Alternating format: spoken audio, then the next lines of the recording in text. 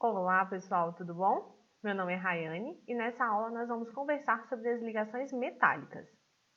Na última aula nós conversamos sobre as ligações iônicas, onde um dos elementos era aquele que tinha tendência a doar elétrons, enquanto o outro tinha tendência a receber. Agora, aquelas substâncias que são formadas exclusivamente por átomos de elementos metálicos, ou seja, aqueles que tendem a doar elétrons, elas são denominadas substâncias metálicas.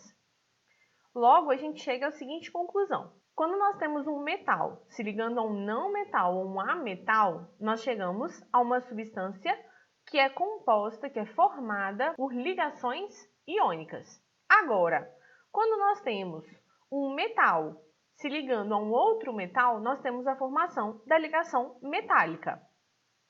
E as substâncias metálicas, elas conduzem eletricidade tanto no estado sólido quanto no estado líquido, ou seja, no seu estado fundido. Na sua maioria, apresentam altos pontos de fusão e de ebulição. Mas por que será que esses materiais eles conduzem eletricidade com tanta facilidade? Por quê? Porque é o que a gente vê no nosso dia a dia, né? O que a gente usa nos fios que conduzem eletricidade na nossa casa? A gente usa metal, geralmente cobre ou outros materiais, mas sempre metálicos. E o que é exatamente a eletricidade? A eletricidade nada mais é do que um fluxo ordenado de cargas elétricas. E para isso, para nós termos um fluxo ordenado de cargas elétricas, a gente então precisa ter elétrons livres. E é por isso então que esses materiais eles conduzem tão bem a eletricidade. Por quê? Primeiro a gente precisa comentar que as substâncias metálicas, elas não respeitam, elas não seguem a regra do octeto. Ela não é satisfatória, então, para explicar a ligação metálica, uma vez que, como nós não temos um átomo que queira receber elétrons e o outro que queira doar, nesse caso, nos metais, todo mundo tende a doar elétrons, então, a gente não vai ter exatamente um átomo se ligando a um outro átomo. A gente vai ter um amontoado de átomos. Alguns estarão na forma de cátions, ou seja, que perderam elétrons, e outros estarão na forma de átomos neutros. Nesse caso, como a gente pode ver aqui nessa imagem, a gente tem elétrons soltos, com livre movimentação. Então, por isso a gente tem bons condutores de eletricidade.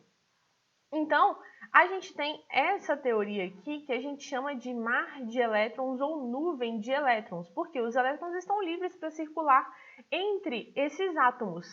No caso das ligações metálicas, nós temos metais, por exemplo, aqui a gente tem a prata ligado a diversos átomos de prata, que é o que a gente tem quando a gente tem aquele metal puro.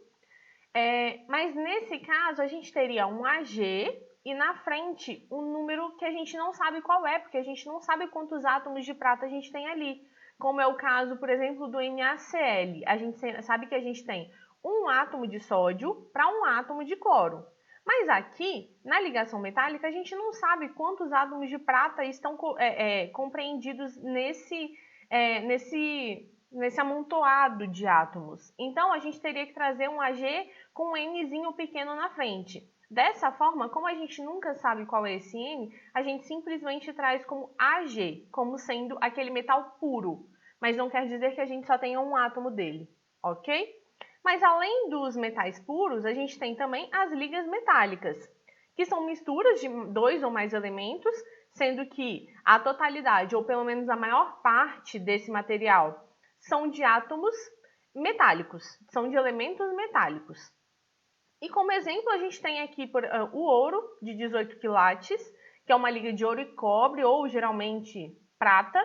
O quilate, que a gente tanto ouve falar, ele corresponde a 24 gramas como sendo o todo.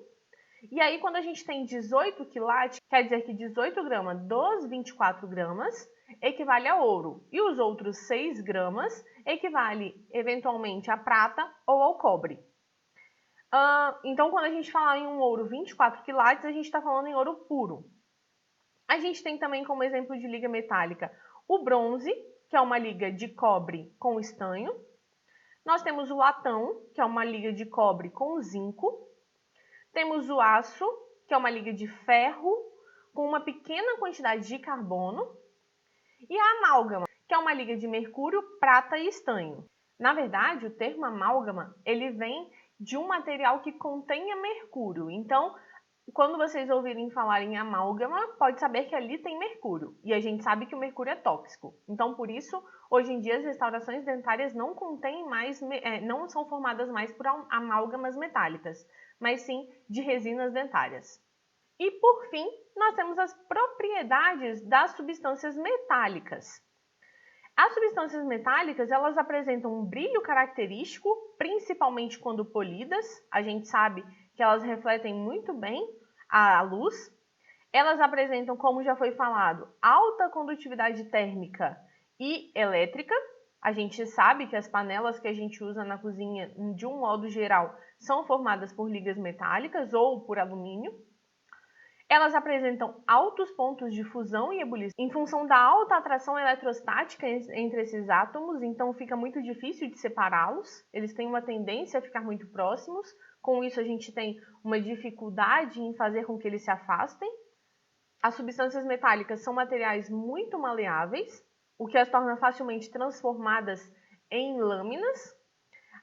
São muito dúcteis, ou seja, eles formam facilmente fios, como a gente sabe, nos fios elétricos que a gente tem nas nossas casas, e eles apresentam uma boa resistência à tração. O que é isso?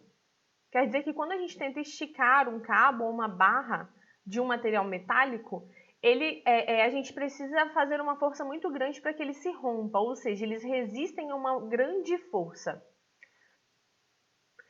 Bom, pessoal, por hoje é só. Espero que vocês tenham entendido. Se sim, deixe o seu curtir aqui embaixo e a gente se encontra na próxima, ok? Beijo e até lá!